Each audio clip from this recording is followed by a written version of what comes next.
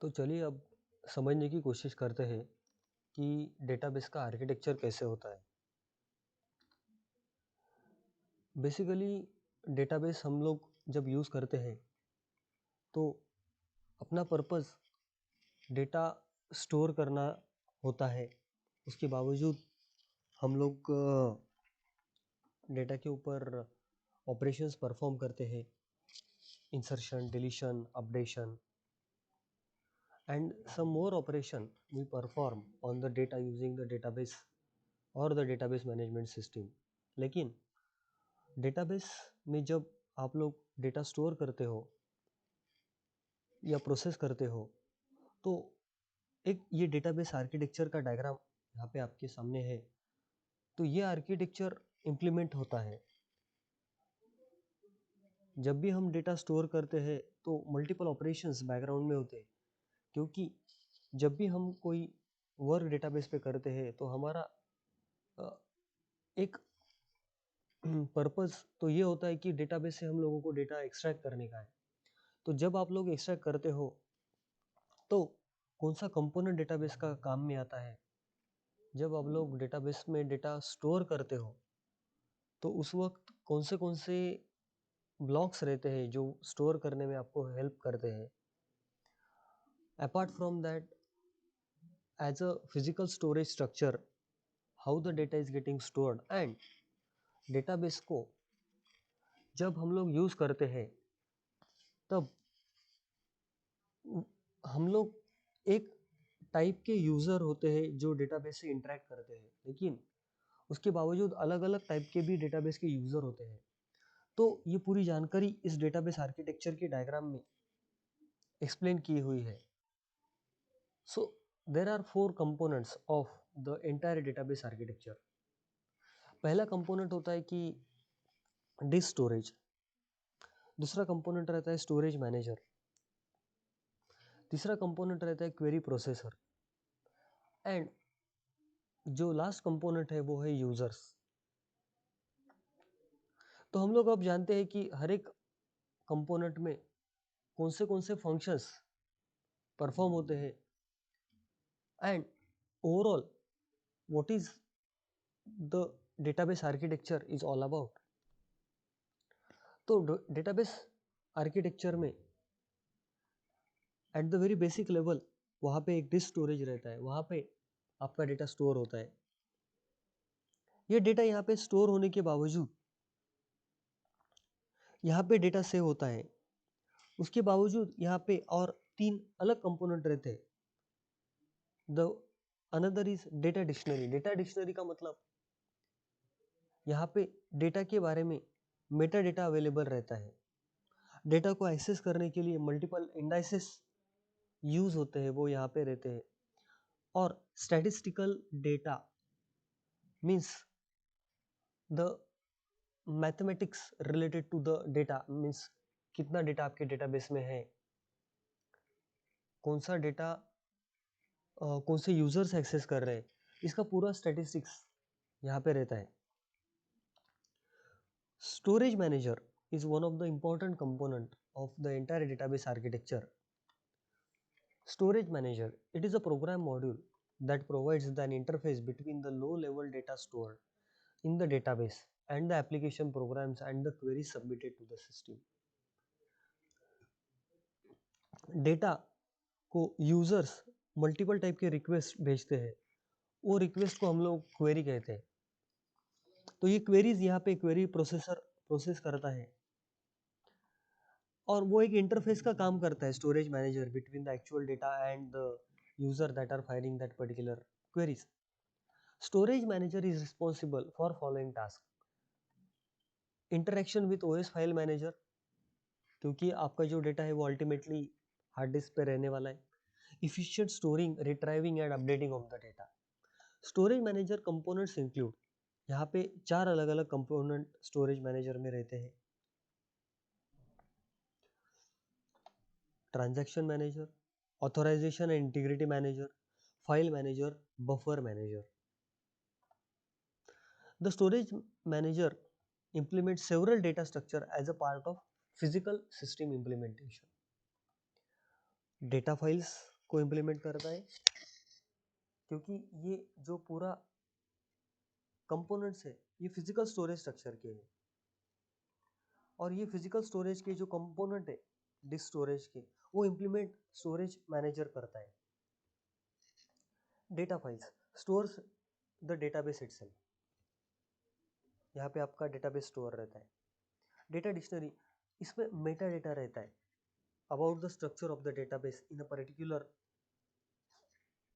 according to the particular schema of the database. Indices can provide the fast access to the data items, क्योंकि आप लोग समझ सकते हो कि अगर एक बुक के कंटेंट आप लोगों को पहले देखना है कि उसमें पूरा क्या क्या डेटा है, तो आप लोग इंडेक्स देखते हो। इन द सिमिलर फैशन आपके डेटाबेस में जब भी लार्ज डेटा रहता है तो उसको एक्सेस करने के लिए इंडेक्स बहुत ज़रूरी रहता है। Database index provides the pointer to all the data items that hold the particular value. तो इन सब कंपोनेंट्स को, 4 कंपोनेंट्स को इम्प्लीमेंटेशन का पार्ट स्टोरेज मैनेजर में होता है। ये ट्रांजैक्शन मैनेजर में ट्रांजैक्शन का मैनेजमेंट देखा जाता है। ऑथोराइजेशन एंड इंटीग्रिटी मैनेजर में आपका जो यूजर्स है, जो डेटा वो एक्सेस कर रहे हैं, तो वो ऑथोराइज्ड है या नहीं है, डेटा की इंटीग्रिटी चेक होती है। फाइल मैनेजर फाइल्स को मैनेज करता है। बफर मैनेजर एक्स्ट्रा स्पेस यहाँ पे प्रोवाइड करता है। तो स्टोरेज मैनेजर ये बेसिकली इंटरफेसिंग लाइन रहता है users, query processor and disk storage के बीच में का। ये तो इस डायग्राम से भी क्लियरली विजिबल एंड अंडरस्टैंडेबल हो रहा है। क्वेरी प्रोसेसर क्या करता है? क्वेरी प्रोसेसर बेसिकली आपकी क्वेरीज को डेटाबेस के अंडरस्टैंडेबल लैंग्वेज में कन्वर्ट करने का काम करता है। तो query processor components include data definition language interpreter, interprets the DDL statements and records the definition in the data dictionary. DML compiler data manipulation language translates the data manipulation language statements in a query language into an evaluation plan consisting of low level instruction that the query evaluation engine understand. जैसे कि computer system में भी data zeros and once के form में convert होता है, in the similar fashion कोई भी सॉफ्टवेयर पे आप जब कुछ काम कर रहे हो तो वो उसके अंडरस्टैंडेबल फॉर्मेट में डेटा कन्वर्ट होना जरूरी रहता है। तो यहाँ पे क्या होता है कि आप लोग क्वेरीज फायर करते हो अलग अलग टाइप की, ट्रांजैक्शन कंट्रोल लैंग्वेज के कुछ क्वेरीज फायर करते होंगे, डेटा कंट्रोल लैंग्वेज के क्वेरीज फायर करते होंगे, data definition language, data manipulation language के क्वेरीज आप लोग फायर करते होंगे। तो वो अंडरस्टैंड करने का काम ये इंटरप्रेटर एंड कंपाइलर करते हैं। The DML compiler performs query optimisation, that is it picks the lowest cost evaluation plan from amongst the various alternative, क्योंकि क्वेरी को इवेलुएट करना पड़ता है। इवेलुएट करते वक्त वहाँ पे मल्टीपल मेथड्स रहते हैं, तो उसमें जो बेस्ट मेथड है वो चूज करता है। Query evaluation engine executes the lower level instruction generated by DML compiler. तो यह पार्ट यहाँ पे क्वेरी प्रोसेसिंग का एक्सप्लेन किया है। Parsing and translation, optimisation, evaluation. तो देखो क्वेरी जब भी डेटाबेस में क्वेरी फायर होती है, देखो यहाँ पे सिंपल है कि ये जो यूजर्स है, यहाँ पे जो नए यूजर्स हैं, ये लोग क्वेरीज फायर करते हैं। डेटाबेस पे वर्क करने के लिए application programmers, sophisticated user, database administrator may fire the query. So they file different types of queries according to their authority.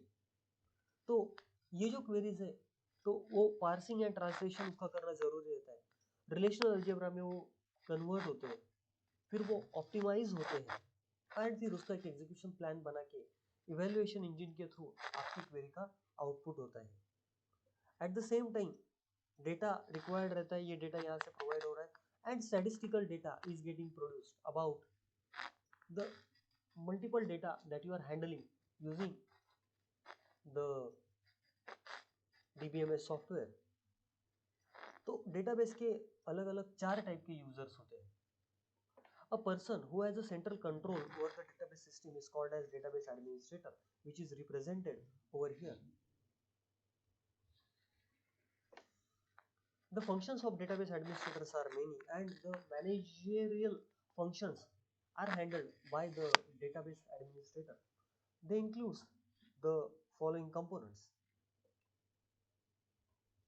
उसके बाद में बेसिकली Navi यूजर्स रहते हैं. These are the end users are unsophisticated who don't have any DBMS knowledge, but they frequently use the database applications in their daily life to get the desired results. For example, railway ticket booking users are Navi users. Clerks in any bank is a Navi user because they don't have any DBMS knowledge, but they still use the database and perform their given task. तो डेटाबेस के साथ अलग अलग type के लोग interact करते हैं. मतलब layman also interacts with the database and can be considered as the database Navi user. System analyst is a user who analyze the requirement of the parametric and end user. They check whether all the requirements of the end users are satisfied. तो इनको satisfied रखने का काम system analyst करता है. Sophisticated users can be engineers, scientists, business analysts who are familiar with the database. So they can write some queries onto the database internally. They can develop their own database applications according to their requirement. They don't write the program's code, but they interact with the database by writing SQL queries directly through the query processor. So in summarization, I will tell you the basic database architecture contains 4 different components: database users, query processor, storage manager, and disk storage.